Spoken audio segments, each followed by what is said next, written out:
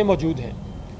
तमाम दोस्त इस बात से आगाह हैं कि डिस्ट्रिक्ट हॉस्पिटल सरगोदा तमाम चीज़ें होने के बावजूद अरसा दराज से वो परफॉर्मेंस नहीं दे पा रहा जो दूसरे शहरों में दी जा रही हैं। डिस्ट्रिक्ट सतह पे एक टीचिंग हॉस्पिटल होने के बावजूद, इतना ज़्यादा ह्यूमन रिसोर्स होने के बावजूद, गवर्नमेंट के इतने ज़्यादा फिनांसिस खर्च होने के बावजूद हम ये समझते हैं कि यहाँ से वो सर्विसेज डिलीवरी नहीं हो रही जो यहाँ के अवाम का हक है और जो यहाँ के डॉक्टर्स कैपेबल हैं कि वो परफॉर्म कर सकते हैं। हमारा मुतालबा है हुकूमत पंजाब से कि उन तमाम अनासर की निशानदही की जाए जिनके बाइस इतना बड़ा पब्लिक हॉस्पिटल बेहतर अंदाज में परफॉर्म करने से कासिर है। तमाम दोस्त आगाह हैं कि सरगोदा का अस्पताल पंजाब भर में वो वाहिद अस्पताल है जिसकी एडमिनिस्ट्रेशन, जिसके इंतज़ामी अमूर, जिसके फिनंशियल अमूर तमाम के तमाम ऐसे लोगों के हाथों में हैं जो ना तो डॉक्टर्स हैं, ना उनको शोबा तिब का समझ बूझ है और ना ही ऐसा इस तरह का एक्सपीरियंस पंजाब के किसी दूसरे इलाके में किया जा रहा है।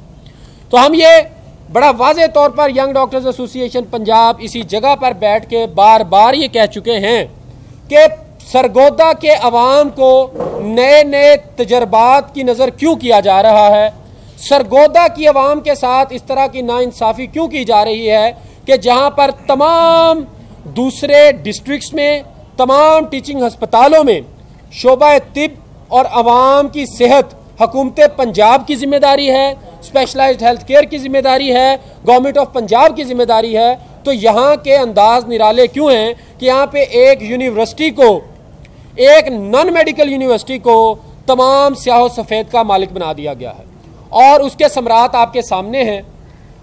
मामलात से समझ बूझ ना होने के बाइस यहाँ पर बर्न यूनिट मौजूद नहीं है, जो हम समझते हैं कि सरगोदा के जैसे डेवलप्ड सिटी के साथ, सरगोदा के इतने बड़े आबादी वाले शहर के साथ सरासर नाइंसाफ़ी है। और हम ये समझते हैं कि चूंकि यहाँ पर एक्सपर्ट लोग भी मौजूद नहीं हैं तो जो काविशें बर्न यूनिट बनने के लिए होनी चाहिए थी वो हो ही नहीं पाई। आप ये देखें कि बच्चा सर्जरी का वार्ड छोटे से छोटे डिस्ट्रिक्ट हॉस्पिटल्स में मौजूद है। DHQ सरगोदा इतना बड़ा शहर है, इतनी बड़ी आबादी को कैटर कर रहा है, यहाँ पर पीड़ सर्जरी की भी सहूलियात मौजूद नहीं। सबसे बुनियादी गैस्ट्रोएंट्रोलॉजी के वार्ड्स मौजूद नहीं हैं, यहाँ पे साइकियाट्री के वार्ड मौजूद नहीं हैं, यहाँ पे स्पेशलाइज्ड आई की सर्जरीज के लिए हमें मरीजों को सरगोदा से बाहर भेजना पड़ता है।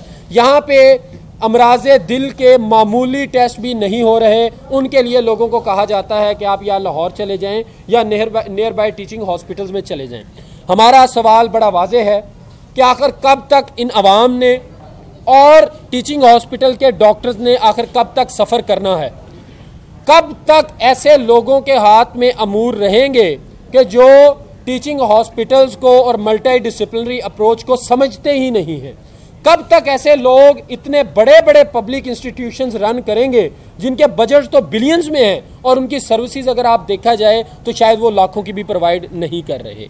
और मैं बार बार ये कह रहा हूँ कि इंतज़ामी अमूर से नासमझी का आलम यह है कि यहाँ पे डॉक्टर्स की मुतअद्दिद सीट्स खाली पड़ी हुई हैं, यहाँ पे कंसल्टेंट्स की सीट्स खाली पड़ी हुई हैं, लेकिन चूँकि विल पावर नहीं है, क्योंकि एक प्लान ऑफ बेटरमेंट नहीं है, फॉर द बेटरमेंट नहीं है, तो यहाँ पे 72 से ज़ायद MOs की सीट खाली पड़ी हुई हैं। लेकिन वो जो यूनिवर्सिटी हमारे ऊपर मुसल्लत कर दी गई है, वो जो यूनिवर्सिटी के वाइस चांसलर्स और उनके थ्रू हमारे ऊपर ये जो प्रिंसिपल मुसल्लत कर दी गई है, तो हम ये समझते हैं जो बुनियादी चीज़ें होनी चाहिए और इनका एंड यूज़र, इनका एंड बेनिफिशरी अवाम है, ना डॉक्टर्स को फ़ायदा है, ना मेरा ख्याल है कि गवर्नमेंट को अपने रिसोर्सेज, अपने वसाइल ज़ाया करने में को फ़ायदा है, अवाम को फ़ायदा है। एक यूनिवर्सिटी को और एक ऐसी शख्सियत को जिनको प्रिंसिपल बनाया गया है, हम ये समझते हैं कि she is been appointed directly by the university and due to the intervention of the university. तो हम ये समझते हैं कि इस तरह ये अमूर और इन अमूर के बाइस यहाँ के अवाम सफ़र कर रहे हैं और यहाँ के डॉक्टर्स इसलिए सफ़र कर रहे हैं कि यहाँ पे बेटर ट्रेनिंग की फैसिलिटीज़ जो शख्स बनाता है वो या तो यूनिवर्सिटी के मामलात में उलझ जाता है या वो इन प्रिंसिपल हजरात की तरफ से विक्टिमाइज कर दिया जाता है और या उसकी बनी बनाई काविशें जो है वो ज़ाया कर दी जाती हैं। हुए बड़े बेहतरीन इंतजाम किए गए हैं। गवर्नमेंट ने जब अनाउंस किया है कि वो कोरोना के लिए स्पेशलाइज्ड कैडर अनाउंस करते हुए स्पेशलाइज्ड डॉक्टर्स हायर कर रहे हैं, तो क्यों इस अस्पताल समेत पंजाब भर के अस्पतालों में ऐसे डॉक्टर्स की ड्यूटीज़ लगाई जा रही हैं जिनकी ना तो मेडिसिन वार्ड्स की ट्रेनिंग है, जिनकी ना तो कोविड वार्ड्स की ट्रेनिंग है। तो हम ये मुतालबा करते हैं तमाम अस्पतालों के साथ साथ इस अस्पताल की इंतज़ामिया से कि गवर्नमेंट के अनाउंस्ड शुदा कैडर के तहत यहाँ पर फिलफौर कोरोना के तहत डॉक्टरों की भर्तियाँ की जाएं ताकि वो वार्ड्स प्रॉपरली रन हो और हमारे जो आवाम को यहाँ से बार बार बाहर जाना पड़ता है वो ना जाएं। तीसरा और सबसे अहम इशू मैंने पहले ही बता दिया है कि ट्रेनिंग के लिए इस इंतज़ामिया की तरफ से, DHQ की तरफ से, यूनिवर्सिटी की तरफ से कोई खातर खा काम नहीं किए जा रहे।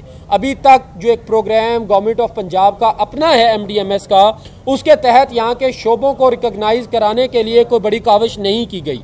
अभी तक यहाँ पे डिपार्टमेंट्स अनरिकॉग्नाइज्ड हैं। तो जो सैकड़ों डॉक्टर्स यहाँ पर काम कर रहे हैं, हम ये पूछते हैं कि उनके फ्यूचर का जिम्मेदार कौन है? उनके जो साला साल ज़ाया हो रहे हैं उसकी जिम्मेदारी या यूनिवर्सिटी ने लेनी है, या इस मैडम ने लेनी है, या आपकी DHQ ने लेनी है। और हमें ये वाज़ेह कर दिया जाए कि इस डायकॉटमी में असल इख्तियारात किसके पास हैं। ये DHQ की जिम्मेदारियां हैं, ये यूनिवर्सिटी की हैं, ताकि ये तलबा यहाँ से या तो ट्रांसफ़र कर लें या कहीं बाहर के मुल्क जाके शिफ्ट हो जाएं। आप इनके फ्यूचर से खेलना बंद करें और गवर्नमेंट से हमारा फिलफौर मुतालबा है कि ये यूनिवर्सिटी के निज़ाम को जो हमारे ऊपर मुसल्लत किया गया है फिलफौर ख़त्म किया जाए।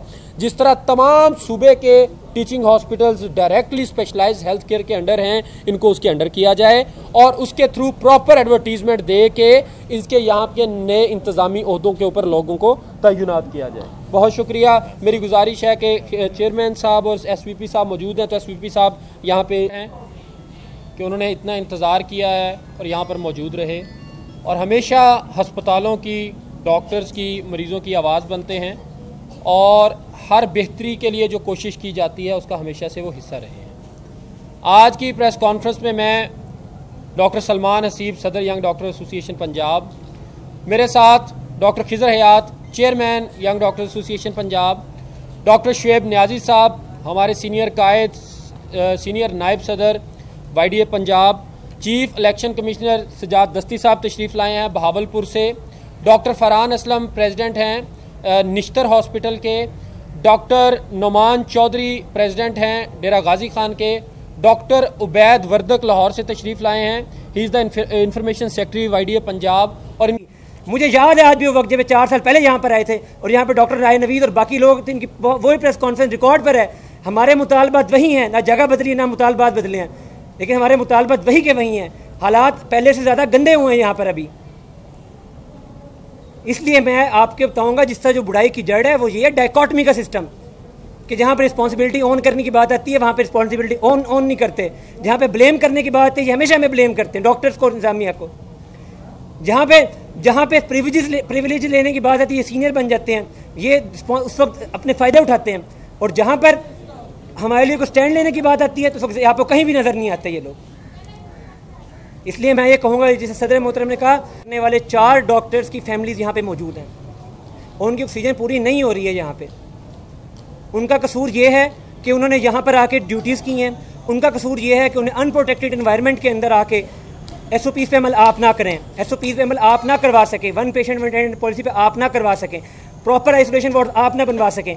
आपका जिस्म, आपके मर्ज़ को लेके हम अपने अंदर लेके जाएं, हमें कोई मसला नहीं अगर हमारे तक रहता, लेकिन जब ये हमारी फैमिली से मुंतकिल होगा, जब मेरे में से, आप में से किसी की जो है वो ताया, किसी के वालिद, किसी का चाचू, किसी की नानी यहाँ पे पड़ी होगी, फिर मैं पूछूंगा आप लोगों के साथ क्या गुजरती है। हम अपने आप को यहाँ पे कसूरवार इसलिए ठहराते हैं कि हमारी वजह से हमारे फैमिली मेम्बर इफेक्टेड हो रहे हैं। यहाँ पे अभी डाटा निकलवा है, यहाँ पे 4 पड़े हुए हैं और इससे कहीं गुना ज़्यादा वो लोग हैं जो यहाँ पे ऐसे डॉक्टर्स हैं, उनकी फैमिलीज हैं। मैं जानता हूँ डॉक्टर्स को जिनकी एक फैमिली में से 3 लोग इन्फेक्ट हैं, 4 लोग इन्फेक्ट हैं, और वो किसी बेटर फैसिलिटी की तलाश में, कोई लाहौर लेके गया हो अपने फैमिली को, कोई इस्लामाबाद लेके गया हुआ। जो सूरत हाल आपको बताई जा रही है सरगोदा में, वो सूरत हाल से कई गुना ज़्यादा वर्ष है। CO साहब 4-5 दिन पहले इस चीज़ का खुला इजहार कर चुके हैं और अपील कर चुके हैं, लेकिन मैं ये कहूँगा खुदारा अपीलों से बाहर निकलें, खुदारा कोई अमली इकदाम करें। यहाँ पे एमरजेंसी सूरत हाल की ज़रूरत है इस वक्त। पिछले वक्त कोविड आया, हमने YDS सरगोदा के प्लेटफॉर्म से 1000 PPEs यहाँ पे मुहैया की, अपने सेल्फ जनरेटेड फंड से। यहाँ पर 7 लाख की हमने यहाँ पे PPEs दी। हमने यहाँ पर 595 दिए। यहाँ पर क्या ये हमारी जिम्मेदारी रह गई है? हम हर बार अपने लिए सब कुछ खुद करें? जब तक आपकी मदद आती तब तक हमारा आधा हॉस्पिटल इन्फेक्ट होकर बंद हो चुका होता। मसला इसमें कसूर में MS साहब को कसूरवार नहीं ठहराऊंगा। यहाँ पर मैं ऑन रिकॉर्ड कह रहा हूँ। यहाँ पे शायद वो बहुत कुछ करना चाहते हो, शायद वो कुछ करना चाहते भी हों, लेकिन उनके हाथ बंधे हुए हैं। उनके हाथ बंधे इस गंदे, इस गलीज, इस बदबूदार निज़ाम ने। जब पूरे पंजाब के अस्पताल 21 टीचिंग हॉस्पिटल्स के अंदर एक निज़ाम राइज है, निज़ाम ये राइज है कि वो गवर्नमेंट ऑफ पंजाब उसे ओन करती है, गवर्नमेंट ऑफ पंजाब उसे फंड देती है, गवर्नमेंट ऑफ पंजाब उसके एक ज़रूरत का ख्याल रखती है। तो सरगोदा के लोगों के साथ, सरगोदा के अवाम के साथ, ये सुतेलियन के साथ नाइंसाफ़ी क्यों है? ये सरगोदा के लोगों के साथ ये नाइंसाफ़ी क्यों है? सदर मोहतरम ने भी बात की यहाँ पे बंद